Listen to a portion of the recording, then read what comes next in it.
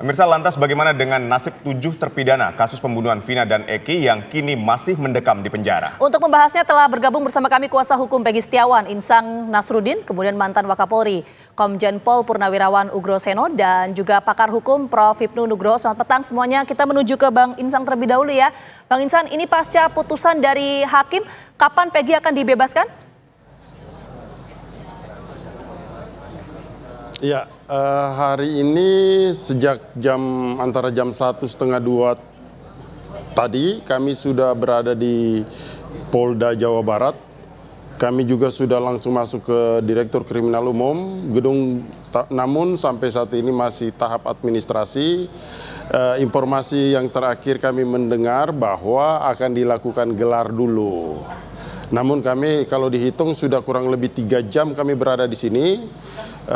Masih dalam situasi menunggu, tapi yang pastinya bahwa kami mengharapkan Peggy Setiawan hari ini juga harus dikeluarkan dari rumah tahanan. Mengingat putusan pengadilan itu sudah cukup jelas, kemudian putusan pengadilan berkekuatan sama dengan undang-undang, artinya mau diketahui atau tidak ketika dengan terbitnya putusan pengadilan seharusnya Peggy Setiawan segera mungkin harus dikeluarkan. Namun sampai saat ini kami masih menunggu. Baik, kira-kira demikian, Bang. Bang Insang, kita bahas sedikit permasalahan di pengadilan. Apa saja yang mendasari hakim mengabulkan pra peradilan dari Peggy Setiawan menurut Abang? Ya, yang pertama adalah tetap bermuaranya pada penetapan tersangka. Yang pertama itu yang menjadi pertimbangannya bahwa penetapan DPO tidak pernah disampaikan. Ya, tidak pernah disampaikan kepada yang bersangkutan. Selanjutnya juga adalah penetapan tersangka yang berdasarkan putusan Mahkamah Konstitusi nomor 21 seharusnya manakala berdasarkan laporan polisi, perkara ini kan laporan polisi dari saudara Rudiana. Seharusnya berangkat dari laporan polisi, merujuk pada putusan 21, walaupun hanya sebatas di dalam pertimbangan Mahkamah Konstitusi, calon tersangka harus terlebih dahulu dilakukan pemeriksaan. Namun faktanya Peggy Setiawan langsung ditangkap dan tidak pernah dilakukan pemeriksaan. Itu yang menjadi dasar sehingga Hakim Tunggal menilai kinerja dari kawan-kawan penyidik menyalahi prosedur. Kira-kira demikian. Oke, kita menuju ke Pak Ugro. Kita mungkin bahasnya lebih ke efek setelah Peggy ini bebas ya, terhadap kasus hukum secara keseluruhan, terutama untuk 7 terpidana yang saat ini tengah menjalani hukuman itu seperti apa, Pak Ugro? Jadi dengan putusan Peggy dibebaskan oleh sidang pra peradilan, kalau saya melihat ini bisa seperti teori efek domino tadi. Jadi satu kena jatuh semua, kira-kira seperti itu. Jadi ini menarik karena ada beberapa terpidana yang sudah melalui proses PK dan sampai gerasi. Tapi kita tahu bahwa di Indonesia ini gerasi juga pertama harus minta maaf. Tapi orang biasanya merasakan saya tidak salah, ya udah nggak apa-apa saya minta maaf, yang penting gerasi gitu. Tapi ya begitu ada kejadian seperti ini, mungkin suatu saat perlu ada perbaikan tentang undang-undang gerasi. Bagaimana gerasi yang sebaiknya dilakukan seperti itu. Jadi harus ada tim sebelum diputuskan gerasi untuk melihat kasus ini secara utuh seperti ini. Oke, sebelum masuk ke aturan itu Pak Ugro, artinya dengan Peggy bebas ini apakah potensinya besar juga untuk 7 terpidana lain bebas atau seperti apa? Sangat kemungkinan besar sekali bisa bebas. Oke. Baik, kita menuju Prof. Hipnu. Prof. Hipnu, 7 terpidana ini pernah melakukan gerasi. Dalam gerasinya kan menyatakan bersalah. Apakah memungkinkan kembali melakukan peninjauan kembali atau PK? Ya, jadi begini, gerasi itu ampunan. Jadi sebentuk upaya hukum, tapi upaya hukum terhadap eksekutif. Sifat melawan hukumnya tetap ada, gitu loh. Oleh karena itu, kalau kita bicara gerasinya ditolak, berarti sifat melawan hukum ada. Sekarang yang kedua, apakah terhadap ini bisa dilakukan PK? Beda, bisa. Karena PK ini nanti akan meluruskan bahwa ketika ada bukti baru akan menjadikan putusan bebas. Jadi PK itu putusannya tidak menjadi lebih berat, tapi lebih ringan. Oleh karena itu kalau ini kasus sebagai bentuk penyertaan, berpotensi 7-7-nya lepas semua. Jadi beda kalau gerasi itu non hukum. Jadi kita minta ampun kepada raja, oh ya ampun. Tapi sifat non hukum tetap ada. Jadi tidak melihat pada sifat perbuatannya. Syukur memang melupa, tapi tidak bisa. Jadi kuncinya saya ulangi, gerasi tidak menghilangkan sifat melawan hukum. Tapi kalau PK bisa menghilangkan sifat melawan hukumnya. Dengan demikian suatu taktik yang berbeda, segmen yang berbeda antara gerasi dan PK. Oke. Begitu Mas. Oke, jadi pertanyaan kita selanjutnya adalah bagaimana kemudian korelasi ya antara Peggy bebas dengan 7 terpidana lainnya berpotensi bebas. Kita bahas lebih lengkap usai jeda. Kami kembali hadir untuk Anda.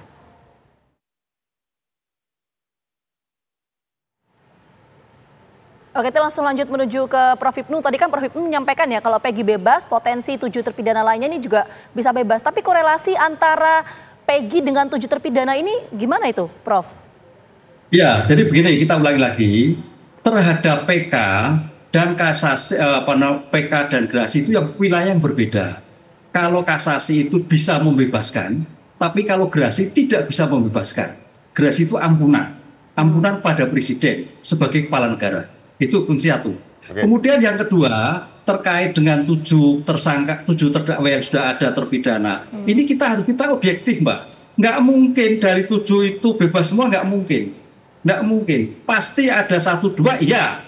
Karena bukti awal yang ditemukan menjadikan bebas. Karena kita harus lihat, kasus ini adalah kasus penyertaan. Yang tadinya 13 tersangka menjadi 8 tersangka. Korbannya ada yang mati. 2 lagi. Jadi nggak mungkin semuanya bebas. Oleh karena itu, dari 7 ini kira-kira yang berpotensi bebas yang apalah ini harus studi kasus. Kita harus uji semuanya. 7 ini. Siapa yang paling bebas? Perannya bagaimana? Disinilah yang saya kira harus diluruskan. Tidak mungkin semua bebas, enggak. Ada yang bebas, iya. Tapi ada yang tadi, iya. Karena pasti dalam penyertaan itu pelakunya masing-masing peran-peran beda. Mungkin di antara yang tidak tahu apa-apa baru bisa. Ada di antara itu baru bisa. Tapi ada yang pelaku benar, ya nggak mungkin upaya hukum dikabulkan. Disinilah saya kira nanti hakim PK akan melihat secara objektif dari keseluruhan meeting of mind dari penyertaan 13 tersangka yang 3 DPO tadi, Mbak. Baik, kita ke Pak Ugro. Pak Ugro, setelah penetapan Peggy sebagai tersangka dinyatakan gugur, langkah apa yang terus harus dilakukan oleh pihak kepolisian baik terhadap Peggy Setiawan maupun terhadap kasus Vina ini?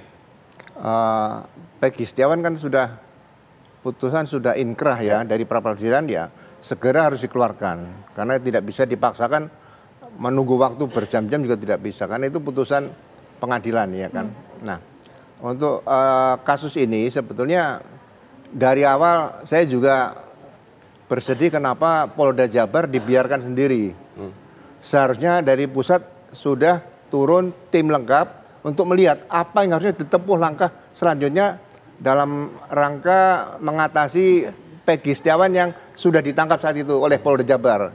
Apakah dilepaskan dulu atau nunggu pra-peradilan? Karena ini juga menyangkut institusi seperti itu. Ya, jadi dalam kondisi sekarang ya sebaiknya ada tim lengkap atau mungkin gabungan lengkap karena dalam masalah penanganan kasus pembunuhan Eki dan Vina ini dari awal sudah melibatkan juga kedokteran forensik. Jadi LKUI juga dilibatkan di sini karena harus melihat secara jelas apa yang sebenarnya terjadi dalam peristiwa pembunuhan Eki dan Vina ini itu aja. Iya, Pak, tapi sebentar sebelum kita lebih lanjut ngobrol soal itu tadi pertanyaan saya belum terjawab sama Prof. Hipnu.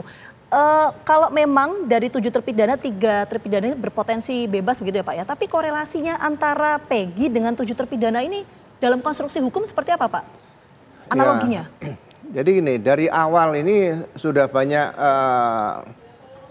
ketidaktaatan pada hukum acara pidana atau peraturan-peraturan Kapolri yang ada dan peraturan Kabar Reskrim yang ada, masalah penangkapan dan sebagainya. Jadi alat bukti yang berkaitan dengan pembuktian secara saintifik itu harusnya benar-benar mendukung pada saat proses awal. Sekarang dengan putusan pra-peradilan seperti ini Peggy bebas, ya lepas dari penangkapan dan penentuan tersangka. Nah, kalau yang lain nanti memang alat bukti tidak mendukung, seperti kita lihat barang bukti, misalnya ada samurai dan sebagainya, terus lukanya katanya ada luka di tubuh padahal tidak. Ini kan debat seperti ini kan nggak bagus nih. Nah, ini mungkin harus dibuktikan kembali bahwa barang bukti yang 24 poin itu kira-kira milik siapa dan digunakan untuk apa oleh siapa gitu pada saat kejadian kalau memang mereka pelakunya. Kalau itu tidak bisa dibuktikan potensi bebas semuanya pasti akan bebas. Oh, karena ada persamaan alat bukti yang digunakan untuk penyidikan itu ya berarti ya? Ya kan alat bukti sesuai yang disita Iya. dulu kan, Iya. udah 24 item itu yang disita oleh penyidik waktu itu. Tapi Anda memang melihat kesalahan prosedur yang dilakukan penetapan Peggy sebagai tersangka dan terhadap 7 terpidana lainnya? Ya sejak awal begini, kalau itu peristiwa dugaan katakanlah kecelakaan lalu lintas yang mengakibatkan orang meninggal dunia, atau mungkin diduga seperti Eki dan Vina ini adalah meninggal di TKP.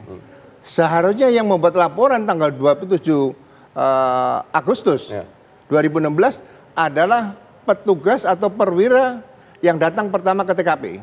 Oke. Jadi bukan tanggal 31 Agustus dibuat oleh Pak Rudi tadi. Ini ada apa sebenarnya? Itu sudah bagi saya yang pernah diresearch ini kesalahan fatal. Oke. Jadi jangan sampai orang yang tidak tahu peristiwa seolah-olah tahu peristiwa. Tapi kalau yang melihat mayat pertama kali di lokasi atau ada yang masih hidup, itu yang harus membuat laporan polisi model A oleh petugas yang datang ke TKP. Itu yang mungkin tidak pernah saya lihat. Oke, yang menarik ini soal persamaan alat bukti. Kita tanyakan ke Bang Insan. Bang Insan, apakah ini kita agak flashback sedikit ya? Apakah ketika proses penyidikan ini alat bukti yang digunakan oleh penyidik untuk memeriksa Peggy Setiawan ini sama dengan 7 terpidana lainnya? Iya, tentunya sama. Karena alat bukti yang disampaikan itu yang pertama seperti visum korban Vina dan Eki. Kemudian juga putusan pengadilan yang telah berkekuatan hukum tetap. Ya kan? Itu juga masuk. Kemudian permohonan gerasi juga. Permohonan gerasi para terpidana juga masuk dijadikan sebagai alat bukti. Kemudian manajemen penyidikan, penetapan tersangka, kemudian surat perintah penahanan dan sebagainya. Pokoknya komplit itu. Yang pasti bahwa surat yang disampaikan oleh pihak termohon dalam hal ini Polda Jawa Barat itu sekitar dari daftar yang saya amatin itu sekitar 71 apa 73 gitu. Baik. Kira-kira itu jumlahnya, Mbak. Baik, Bang Insan. Dari kuasa hukum sendiri, setelah Peggy keluar dari tahanan Polda Jawa Barat, langkah hukum seperti apa yang akan ditempuh oleh kuasa hukum Peggy Setiawan? Iya, artinya kami ini masih konsentrasinya bagaimana sesegera mungkin Peggy dikeluarkan dari rumah tahanan Polda Jawa Barat. Kalau yang kemudian langkah hukum berikutnya, tentunya semua keputusan ini kami serahkan kepada Peggy Setiawan. Kira-kira nanti kami bisa berdiskusi sama yang bersangkutan langsung pada saat beliau sudah dibebaskan. Jadi kami nggak tergesa-gesa juga harus ambil langkah hukum apa, langkah hukum A, B, C. Menurut hemat kami semua terpulang di keputusannya pada Peggy Setiawan, Mbak. Oke, baik, kita ke Pak Ugro. Kira-kira seperti itu, Mbak Vina. Baik. Ya, baik. oke. Kita menuju ke Pak Ugro. Pak Ugro, ini kompensasi apa yang seharusnya Peggy Setiawan dapatkan dan apakah dengan case seperti ini perlu dilakukan penyidikan ulang dari awal atau bagaimana? Ya, kalau kasus ini akhirnya akan membawa kepada pemikiran harus ada penyidikan yang berangkat dari TKP kembali. Oke. Karena ini kan membangun trust tadi. Tapi kalau Peggy yang sekarang ini yang dibebaskan oleh pra-peradilan, ya mereka tetap dapat mempunyai hak untuk mengajukan pra-peradilan kembali untuk rehabilitasi dan ganti rugi. Baik. Ya. Jadi kompensasi yang didapatkan Peggy ini seperti apa? Secara konkret. Ketika tadi salah tangkap, dia 3 bulan tidak dapat bekerja dan seterusnya. Jadi kompensasi yang diberikan oleh kepolisian seperti apa harusnya? Oleh negara atau pemerintah, Iya. dia akan mendapat kalau ganti rugi ya maksimal ada 100 juta rupiah masalah. Baik. Itu ada ketentuannya seperti itu. Baik, di luar rehabilitasi nama baik Peggy Setiawan ya? Iya, betul. Baik. Oke, baik. Sekali lagi terima kasih banyak Pak Ugro dan juga Bang Insan sebelumnya sudah bergabung sama kami juga ya, Prof. Hipnu atas waktunya sudah bergabung sama kami di Kabar Petang. Sehat selalu.